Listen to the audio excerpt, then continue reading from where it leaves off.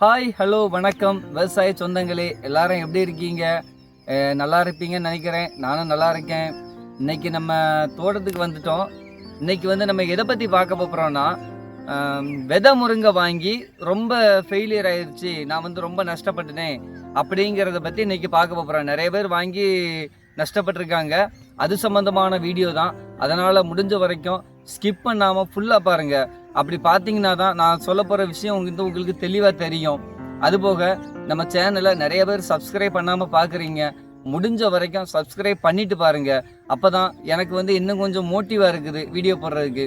அதனால் முடிஞ்ச வரைக்கும் சப்ஸ்கிரைப் பண்ணிட்டு பாருங்கள். சரி, வாங்க வீடியோக்குள்ளே போகலாம்.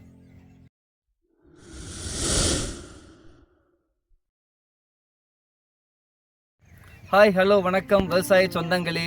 இன்னைக்கு வந்து நம்ம எதை பற்றி பார்க்க போகிறோன்னா, விதை முருங்கை அதை பற்றி பார்க்க போகிறோம். விதை முருங்கை வந்து ஃபெயிலியர் ஆச்சு அப்படின்ட்டு நிறைய பேர் கேட்டிருக்காங்க. அது வந்து 99% உண்மை. ஏன் கேட்டிங்கன்னா, விதை முருங்கை வந்து நம்ம வச்சு அந்த வந்து மரமாகிறதுக்கு மினிமம் 6 to 8 மாதம் ஆகும். அதுக்கப்புறம் தான் ஹீல்டு கிடைக்கும். அது வந்து தரமான ஹீல்டு கிடைக்காது. ஏன்னா அந்த விதைகள் வந்து நிறைய கலப்பிடமான விதைகள் மட்டும்தான் வருது.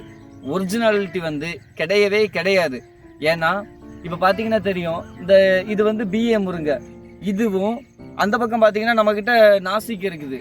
அதில் உள்ள விதைகள் எல்லாமே வந்து மொத்தமாக பிறக்கி அதை வச்சு தான் விதையாக விற்பனை பண்ணுவாங்க. அப்போ அது என்ன ஆகும்னு பார்த்தீங்கன்னா, ரெண்டுமே மிக்சிங்கில் இருக்கும்.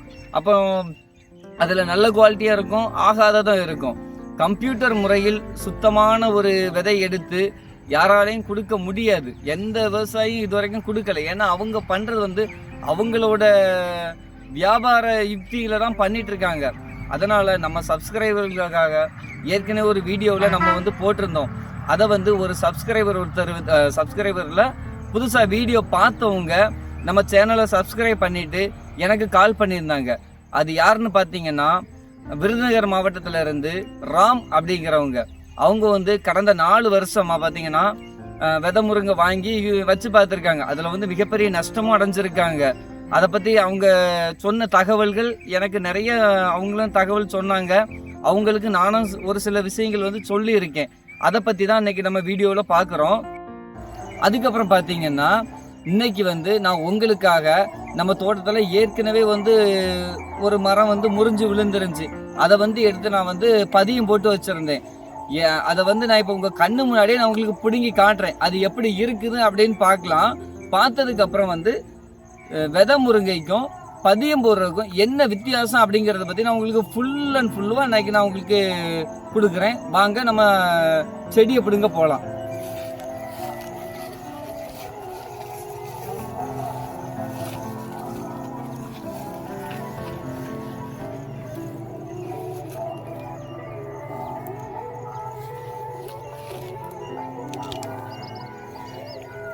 இப்போ பார்த்தீங்கன்னா தெரியும், இது நல்லா வேர் போட்டுருச்சு.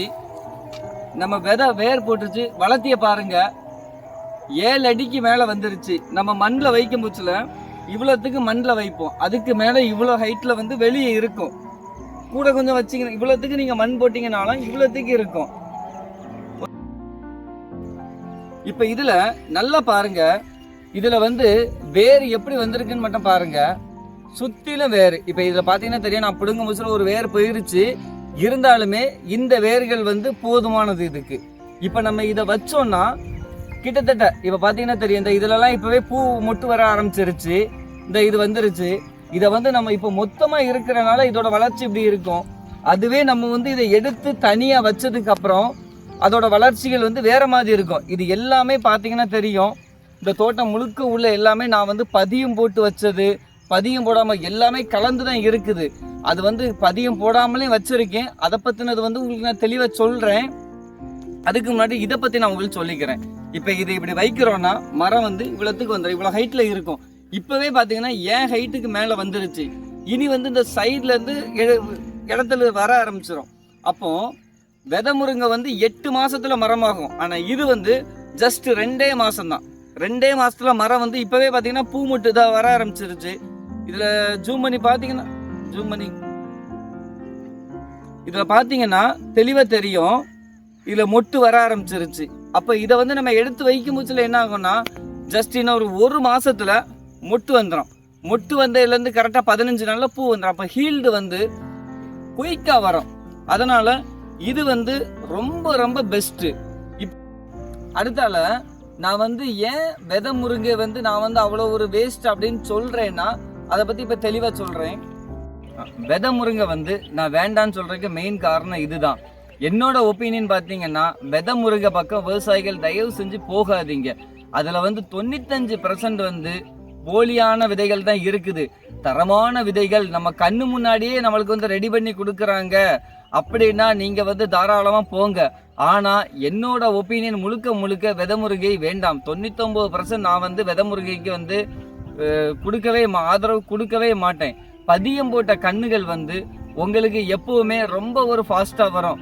அதனால என்னோட இதை நான் சொல்லிட்டேன். இதுக்கு மேலே வந்து நீங்கள் யாராவது விதை முருங்கை வச்சு ஃபெயிலியர் ஆகிருக்கு சக்ஸஸ் ஆகிருக்கு அப்படிங்கன்னு இருந்தாக்கி அதை நம்ம கமெண்ட்ல சொல்லுங்க, நானும் பார்த்து தெரிஞ்சுக்கிறேன்.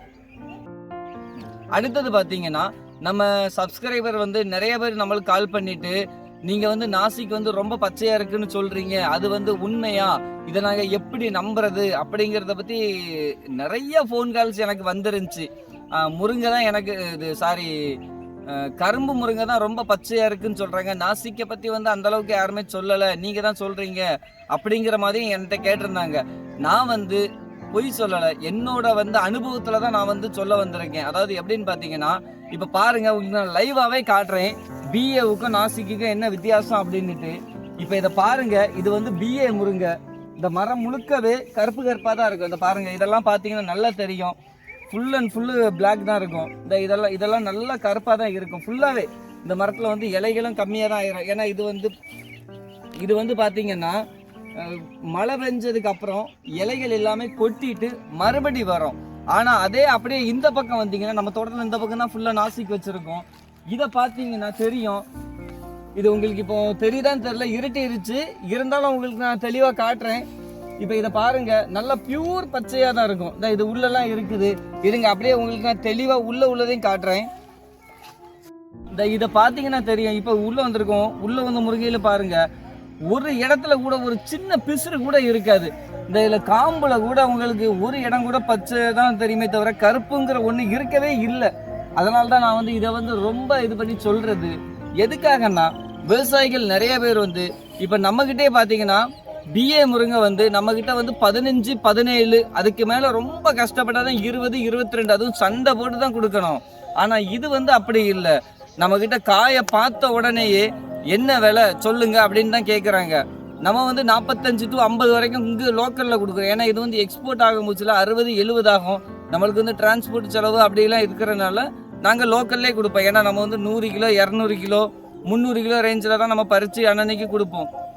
அப்போ வந்து நம்மளுக்கு வந்து டிரான்ஸ்போர்ட் கட்டுப்படி ஆகாது. அதனால சரி அவங்கக்கிட்டே நாங்கள் கொடுத்துட்றது. நம்மளுக்கு பார்த்தீங்கன்னா இப்போ மகாராஷ்டிராவில் வந்து கூட கால் பண்ணி கேட்குறாங்க அனுப்ப முடியுமான்னுட்டு. ஆனால் நம்மளால் முடியாது. 300 கிலோவோ 400 கிலோவோ நம்ம பறிக்க போச்சு. ஏன்னா நம்ம வந்து கம்மியாக தான் வச்சுருக்கோம். அதனால் நம்மளால் வந்து அவங்க கேட்குற அளவுக்கு அனுப்ப முடியாது. ஏன் அனுப்ப முடியாதுன்னு பார்த்தீங்கன்னா அவங்க வந்து நம்மக்கிட்ட கேட்குறது 300 கிலோ 500 கிலோலாம் கிடையாது, 2 டன்னு 3 டன்னுன்னு கேட்குறாங்க. நம்மக்கிட்ட நாசிக் முருங்கை பார்த்தீங்கன்னா கொஞ்சமாக தான் வச்சு ஒரு 150 மரங்கள் தான் வச்சுருக்கோம். அப்போ அப்படிங்கும் போதுல டெய்லி 2 டன் நம்மளால் முடியாது. டெய்லி வந்து ஒரு 200 to 300 கிலோ அனுப்பலாம். அந்த 200 to 300 கிலோவை அவ்வளோ லாங்க்கு அனுப்பும் போதுல அதோட டிரான்ஸ்போர்ட் செலவு வந்து அதிகமாயிரும். அதிகமாச்சுன்னா அது வந்து யாருக்கு கஷ்டம்? வாங்கி சாப்பிட்ற மக்களுக்கு தான். அப்போ நம்ம 50 ரூபாய்க்கு இங்கேருந்து அனுப்புவோம், டிரான்ஸ்போர்ட்டிங்கில் சேர்த்து 70,000. அப்போ அவங்க விற்கும் போதுல 100,000, வாங்கும் போதுல 120 அப்படின்னு வாங்கும் போதுல அவங்களுக்கு கஷ்டமாக இருக்கும். அதனால் நம்ம வந்து வெளியே அனுப்புறதில்ல, நம்ம இங்கே லோக்கல்லே தான் கொடுக்குறோம். இப்போ பார்த்தீங்கன்னா நம்ம சப்ஸ்கிரைபர்கள் கேட்டதுக்காக பிஏவுக்கும் நாசிக்குக்கும் உள்ள வித்தியாசத்தை நான் வந்து உங்களுக்கு லைவாக காட்டிட்டேன். இதில் உங்களுக்கு ஏதாவது சிந்தனைகள் யோசனைகள் வேறு ஏதாவது இருந்துச்சுன்னா தயங்காமல் நீங்கள் வந்து கமெண்ட்டில் கேட்கலாம். அதுக்குரிய விளக்கத்தையும் நான் கொடுக்க தயாராக இருக்கேன், நான் கண்டிப்பாக கொடுக்குறேன்.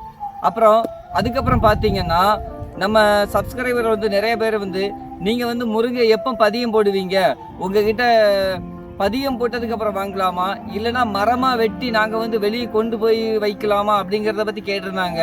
அது அவங்கவுங்க தூரத்தை பொறுக்க தூரம் அதிகமாக இருக்கிறதுனால அது சம்பந்தமான ஒரு வீடியோ வந்து அடுத்தால வந்து நான் சொல்கிறேன். கண்டிப்பாக இன்னும் 2-3 நாளில் அந்த வீடியோ வந்து போடுவேன். அதை நீங்கள் பார்த்து முழுசாக தெரிஞ்சுக்கோங்க. சரி, இனி அடுத்த வீடியோவில் சந்திப்போம்.